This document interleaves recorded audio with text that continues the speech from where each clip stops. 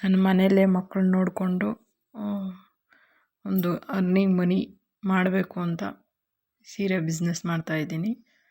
ಇದಕ್ಕೆ ಜಾಸ್ತಿ ಕಷ್ಟ ಬಿದ್ದು ಮಾಡಿದ್ದೀನಿ. ಎಲ್ಲವೂ ಸರಿಯಾಗಿ ಆಗ್ತಾಯಿದೆ. ನನ್ನ ಎಷ್ಟೋ ಜನ ಆಡಿರೋದು ಎಲ್ಲ ಜ್ಞಾಪನ ಬರುತ್ತೆ. ಇದೆಲ್ಲ ಮಾಡ್ತಾಯಿದ್ರೆ ಜನ ಅವರಲ್ಲ, ಜನ ಸುಮ್ಮನೆ ಇದ್ರೂ ಬೈತಾರೆ, ಏನಾನ ಮಾಡಿದ್ರೂ ಅವ್ರಿಗೆ ನಮ್ಮಿಂದ ಏನೋ ಆಗಿಲ್ವಲ್ಲ ಅಂತ ಯೋಚನೆ ಮಾಡ್ತಾರೆ. ಇದರಿಂದ ನಾನು ಹೆಂಗನಾಗಲಿ ನಾನು ನನ್ನ ಸ್ವಾಭಿಮಾನಕ್ಕೆ ನಾನು ಒಂದು 100 ರೂಪಾಯಿ ಆದರೂ ದುಡಿಲೇಬೇಕು ಅಂತಂದ್ಬಿಟ್ಟು ಈ ಥರ ಬಿಸ್ನೆಸ್ ಮಾಡ್ತಾಯಿದ್ದೀನಿ. ಇದರಿಂದ ತಿಂಗ್ಳಿಗೆ 10,000 ರೂಪಾಯಿ ನಾನೇ ಅರ್ನ್ ಮಾಡ್ಕೊತಾ ಇದ್ದೀನಿ. ಅರ್ನ್ ಮಾಡಿಕೊಂಡು ನನ್ನ ಮಕ್ಕಳಿಗೆ ನನ್ನ ಬಟ್ಟೆ, ಬುಕ್ಕು, ಪೆನ್ನು ಎಲ್ಲ ಕೊಡಲು ಎಲ್ಲ ರೀತಿಯಲ್ಲೂ ನಾನು ಖರ್ಚು ಮಾಡ್ತಾಯಿದ್ದೀನಿ. ನಾನು ಇದರಿಂದನೇ ಸ್ವಲ್ಪ ದುಡ್ಡು ನನ್ನ ಕೈಯಲ್ಲೇ ಅರ್ನ್ ಆಗ್ತಿರೋದು.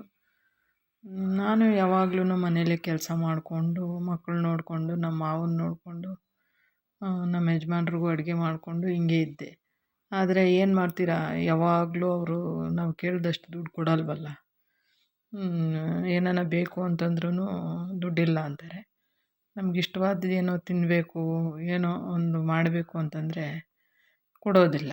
ಆಗೇನು ಮಾಡೋದು? ನಾವು ಒಂದು ಅರ್ನಿಂಗ್ ಮನಿ ಮಾಡಬೇಕು ಅಂತಂದ್ಬಿಟ್ಟು ನಾನು ಆನ್ಲೈನಲ್ಲಿ ಮೊದಲು 25,000ಕ್ಕೆ ಬಟ್ಟೆ ಎಲ್ಲ ತರಿಸಿದ್ದೆ ಸೂರತ್ತಿಂದ. ಆದರೆ ಅದು ಕ್ವಾಲಿಟಿ ಚೆನ್ನಾಗಿರಲಿಲ್ಲ. ಕ್ವಾಲಿಟಿ ಎಲ್ಲ ಕಡಿಮೆ ಇತ್ತು. ಅದರಿಂದ 25,000 ರೂಪಾಯಿ ಬಂಡವಾಳ ಹಾಕಿ ತಗೊಬಂದ್ರೂ ಕ್ವಾಲಿಟಿ ಚೆನ್ನಾಗಿರಲಿಲ್ಲ, ಸೀರೆ ಲೆಂತ್ ಬಂದಿರಲಿಲ್ಲ, ಹಿಂಗೆಲ್ಲ ಪ್ರಾಬ್ಲಮ್ಸ್ ಆಯಿತು. ಅದರಿಂದ ನಾನು ಯಾವ ರೀತಿ ಆದರೂ ಪರವಾಗಿಲ್ಲ ಇದನ್ನೇ ಮಾಡಬೇಕು ಅಂತ ಚಿಕ್ಕಪೇಟೆಗೆ ಹೋಗ್ಬೇಕು ಬರೋದು ಎಲ್ಲ ಏನೂ ಗೊತ್ತಾಗ್ತಿರ್ಲಿಲ್ಲ. ಆದ್ದರಿಂದ ಯೂಟ್ಯೂಬಲ್ಲಿ ನೋಡ್ತಿದ್ದೆ. ಯೂಟ್ಯೂಬಲ್ಲಿ ಯಾವುದೋ ಅಂಗಡಿ ಹೇಳ್ತಿದ್ರು, ನೋಡ್ತಿದ್ದೆ, ತಗೊಂಬರ್ತಿದ್ದೆ. ಹಂಗೆ ಓಡಾಡ್ತಾ ನನಗೂ ಸ್ವಲ್ಪ ಅಭ್ಯಾಸ ಆಗೋಯಿತು. ಈಗ ನಾನು ಚಿಕ್ಕಪೇಟೆಯಿಂದನೇ ತರೋದು. ಸೂಪರಾಗಿರ್ತವೆ ಸೀರೆಗಳೆಲ್ಲ, ಯಾವುದೂ ಏನು ಡ್ಯಾಮೇಜ್ ಇರೋದಿಲ್ಲ, ಕಡಿಮೆ ರೇಟಲ್ಲಿ ಕೊಡ್ತಾರೆ. ಇದೆಲ್ಲ ನಮಗೆ ಹೆಚ್ಚು ಲಾಭ ಮಾಡಲು ಒಂದು ಮಾರ್ಗವಾಗೈತೆ.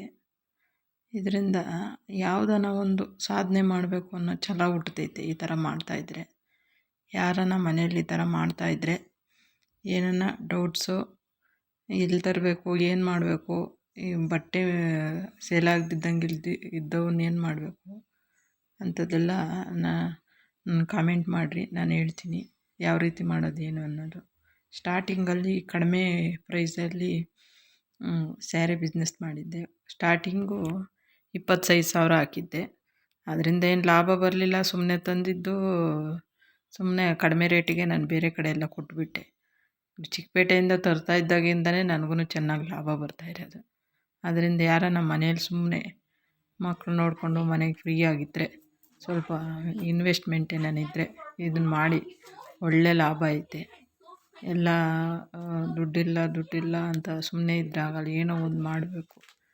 ಸಾಲನೋ ಇಲ್ಲ ಯಾರ ತವನೋ ಇಸ್ಕೊಳೋದು, ಏನೋ ಒಂದು ಮಾಡಬೇಕು. ಮಾಡಿದಾದ್ಮೇಲೆ ನಿಮಗೆ ಟೆಕ್ನಿಕ್ ಎಲ್ಲ ಅರ್ಥ ಆಗುತ್ತೆ. ಟೆಕ್ನಿಕ್ಕು ಯಾವ ರೀತಿ ಉಳಿತಾಯ ಮಾಡೋದು, ಯಾವ ರೀತಿ ಮಾರ್ಜಿನ್ ಇಟ್ಕೊಂಡಿಡೋದು, ಯಾವ ಥರ ಕಸ್ಟಮರ್ಸ್ ಬರ್ತಾರೆ, ಯಾವ ಥರ ಕಸ್ಟಮರ್ಸ್ ಬಂದರೆ ನಾವು ಹೆಂಗೆ ಮಾತಾಡಬೇಕು ಎಲ್ಲ ಆಟೋಮೆಟಿಕ್ಕಾಗೆಲ್ಲ ಗೊತ್ತಾಗುತ್ತೆ. ಅದೇನೋ ದೊಡ್ಡದೇನಲ್ಲ, ಕಲಿಬೇಕು ಮಾಡಬೇಕು ಅನ್ನೋದು. ಮಾಡಬೇಕಾದ್ರೆ ಛಲ ಬೇಕ್ರಿ.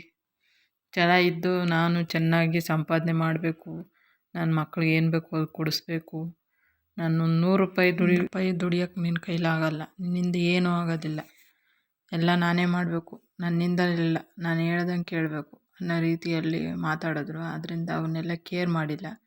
ನನಗೂ ಒಂದು ಹೆಸ್ರು ಬೇಕು, ನಾನು ಒಂದು ಉದ್ಯೋಗ ಎಂಟ್ರಪ್ರಿನರ್ ಆಗಬೇಕು ಅನ್ನೋ ಛಲಕ್ಕೋಸ್ಕರ ನಾನು ಇದೆಲ್ಲ ಮಾಡ್ತಾಯಿದ್ದೀನಿ. ಬೇಕಾಗಿದ್ದರೆ ಸೀರೆಗಳು ಸ್ಕ್ರೀನ್ಶಾಟ್ ತೆಗೆದು ಕಾಂಟ್ಯಾಕ್ಟ್ ನಂಬರ್ ಹಾಕಿರ್ತೀನಿ, ವಾಟ್ಸಪ್ ಮಾಡಿ ಯಾವ್ದು ಬೇಕೋ ಅದು ಕೊರಿಯರಲ್ಲಿ ಕಳಿಸ್ತೀನಿ.